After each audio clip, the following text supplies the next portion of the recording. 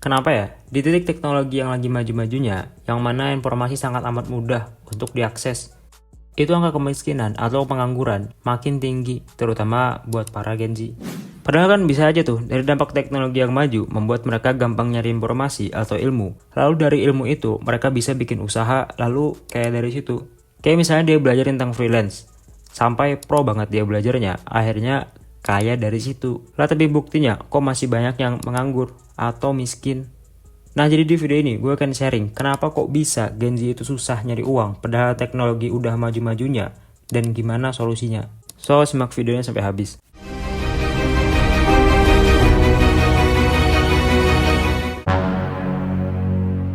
Salah satu penyebab Gen Z jadi susah banget buat kaya atau malah makin miskin, itu cara mereka ngabisin uangnya atau spending uang. Aneh cuy. Contohnya, disclaimer dulu di video ini gue agak bermaksud menghina pihak manapun, tapi murni bertujuan untuk membuka pemikiran kita. Yang pertama, adiksi ke judi online. Ada nggak teman lo yang kecanduan banget sama judi online? Sampai berani minjem uang gitu. Judol, link gacor, berkah Zeus, atau apalah itu. Itu jelas pasarnya cocok banget di Indo. Kenapa? Karena mayoritas orang Indo itu sukanya yang instan-instan.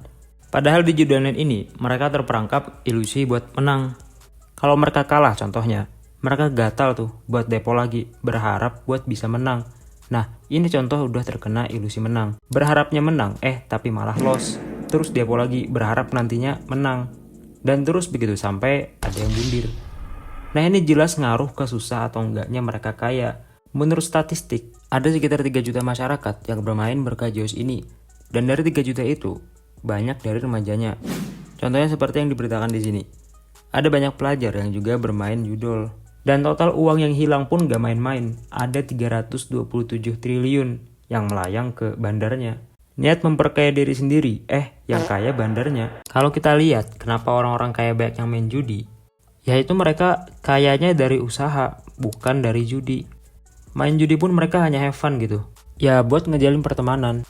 Gak akan ada tuh, lu nemu yang awalnya miskin, terus main judi, sampai ngejadikannya sumber penghasilan utama. Dan gak akan ada manusia di zaman sekarang yang mau rugi, apalagi ya bandar-bandar judul ini. Yang kedua, adiksi ke top up game. Nah kemajuan teknologi ini pastinya memunculkan hal baru untuk dibeli. Salah satunya ini, kalau kitanya top up tapi nggak bablas banget, kayak lu jajan biasa aja gitu di kesehariannya, ya itu gak apa-apa. Tapi kalau udah kecanduan, terus top upnya gak manuk akal, nah ini kan udah jelas bisa jadi sebab orang susah buat kaya atau sebab dia jadi miskin. Tapi kan bang, banyak youtuber yang top upnya jutaan, kok mereka gak miskin? Mereka beli skin, terus dikontenin, ya jelas modalnya balik lah, malah cuan. Mereka top upnya buat konten, ibarat ngeluarin modal buat usaha. Lah kalau kita cuman buat have fun. Yang satunya keluar duit jadi modal, yang satunya keluar duit jadi konsumtif. Ya jelas beda kan? Yang ketiga ini mungkin banyak yang kurang setuju ya. Tapi coba ntar tulis pendapat lu di komentar. Yang ketiga, healing. Gak asing kan dengan kata self reward? Orang yang merasa sudah melatih sesuatu yang sulit, lalu memberikan penghargaan gitu. Penghargaannya itu berupa healing atau self reward. Nah sebenarnya tuh pada awalnya self reward ini baik-baik aja, sehat lah. Lah tapi makin kesini, makin bablas. Dikit-dikit self reward. Jadinya boros berkedok self reward. Ya gimana nggak jadi usaha kaya atau makin miskin? Kan pengeluarannya makin banyak. Bahayanya lagi, orang ini punya pandangan seakan-akan self reward itu menjadi kewajiban. Padahal ngucapin terima kasih ke diri sendiri, itu pun udah cukup. Tapi kalau lu udah kayak 7 turunan sih ya nggak terlalu jadi masalah. Coba, gimana menurut lu? Lu orangnya suka self reward nggak? Yang keempat, normalisasi boros. Nah poin yang keempat ini adalah salah satu sumber dari kenapa Gen Z jadi susah kaya. Kalau lo perhatikan lagi, ketika contoh pengeluaran uang yang tadi gue jelasin, lo akan menemukan kalau pandangan Gen Z ke pengeluaran itu tadi biasa aja.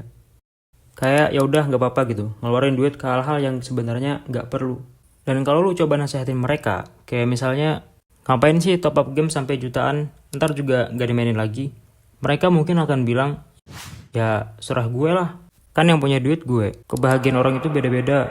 Nah efek dari menormalisasi spending uang ke hal-hal yang kayak gini, itu jadinya mereka nggak bakal merasa terancam dan nggak introspeksi. Karena hal ini dipandangannya ya normal-normal aja. Bahkan kalau udah rungkat, bakal nyalahin yang lain. Bahkan ada yang sampai nyalahin Tuhan. Padahal kan itu udah jadi pilihan mereka, kemana mereka naruh uang. Nah sebelum lu nyalahin mereka sendiri, Yang gue akan jelasin habis ini mungkin ngebuat lu kaget dan gak jadi nyalahin mereka sepenuhnya. Jadi faktor Genji jadi bisa seboros ini itu karena trigger atau hal yang memicu mereka untuk belanja itu lebih gede dari generasi-generasi sebelumnya.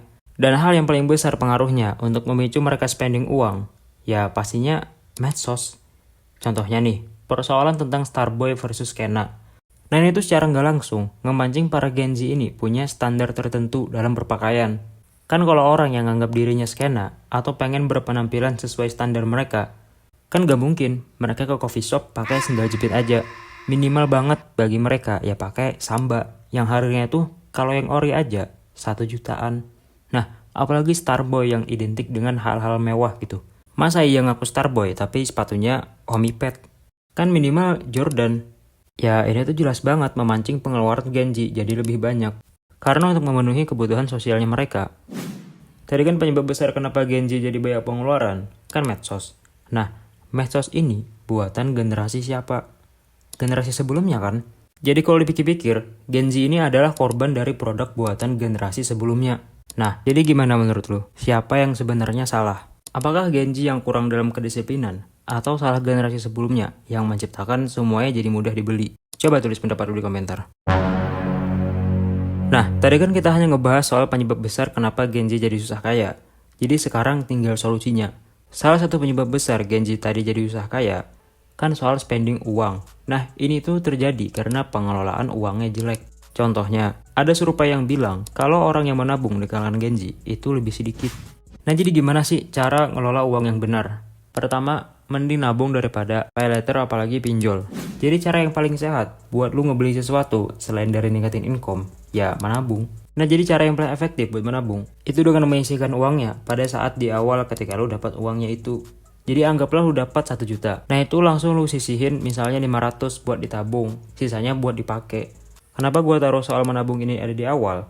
Karena di Indo udah sangat menormalisasi pay later sama pinjol. Padahal dampaknya ya, lu udah tahu sendiri. Bundir gara-gara pinjol, gak bisa bayar pay later. Pokoknya dua ini ngebuat keuangan lu jadi berantakan. Belum lagi bicara soal dampaknya ke mental. Kedua, pengeluaran harus lebih kecil daripada pemasukan. Dari semua ilmu tentang keuangan, nah ini yang paling basic. Yang harus banget lu tahu. Lu pernah gak ngerasa uang lu tiba-tiba habis, gak tahu lu beliin kemana aja. Padahal kayak baru kemarin gitu, lu dapet uangnya. Nah ini sebabnya adalah kita gak sadar atau gak aware dengan pengeluaran kita. Coba deh, 1 minggu lu tulis kemana aja uang lu keluar. Nah dari 1 minggu itu, lu bisa sadar kemana aja uang lu keluar. Nah terus coba deh, lu perhatiin, ada nggak sebenarnya hal yang menurut lu nggak perlu-perlu amat, tapi tetap dibeli. Nah di sini lu mungkin berpikiran, hidup hemat adalah solusinya. Benar, tapi ada tapinya. Kalau lu ngehemat sampai nyiksa diri, kayak misalnya lu cuman makan yang nggak enak karena murah. Lalu gara-gara makanan yang gak enak tadi, jadi ngaruh di mood. Yang akhirnya ngaruh banget di produktivitas lu. Nah ini nyiksa namanya, dan gak ada yang nganjurin juga. Pokoknya, lu memang harus hemat, tapi juga lu harus lebih mentingin produktivitas lu. Dan juga kesehatan lu. Yang ketiga, soal self-control. Kalau lu orang yang sependapat dengan orang yang bilang, hidup itu cuma sekali, kalau mau beli ya beli. Maka selamat, lu sedang terancam jatuh dalam kemiskinan. Kenapa? Karena dalam mengatur keuangan, itu ada 2 hal yang harus kita kuasai. Kapan kita mengeluarkan dan kapan kita harus menahan. Kalau kita nggak punya self-control atau kedisiplinan lah, dalam spending uang kita, jangankan kita, Rafathar bisa aja jatuh miskin karena pengelolaan dalam pengeluaran uang yang nggak bisa dikontrol. Nah jadi di poin yang ketiga ini, gue ingin ngebuka pikiran kalian. Kalau pola pikir YOLO atau hidup cuma sekali, terus nggak ada pengendalian diri, terutama dalam keuangan, ya jelas lu akan bangkrut. Nah jadi coba perhatiin lagi arus keuangan kita. Apakah masuk dari spending gaji yang tadi gue jelasin? Udah saatnya mulai mencoba ngitung pengeluaran supaya lebih sedikit dari pemasukan. Lalu kalau mau beli barang, lebih baik nabung daripada pay later apalagi pinjol. Lebih bagus lagi kalau nyari side hustle atau income tambahan. Yang terakhir belajar ngendaliin diri atau disiplin. Karena orang yang hidup tanpa aturan akan jadi produk dari orang yang hidup dengan kedisiplinan. Jadi itu aja untuk video kita hari ini. Silahkan komen jika ada yang mau ditanyakan. Like dan subscribe jika lu suka ngembangin diri. Semangat!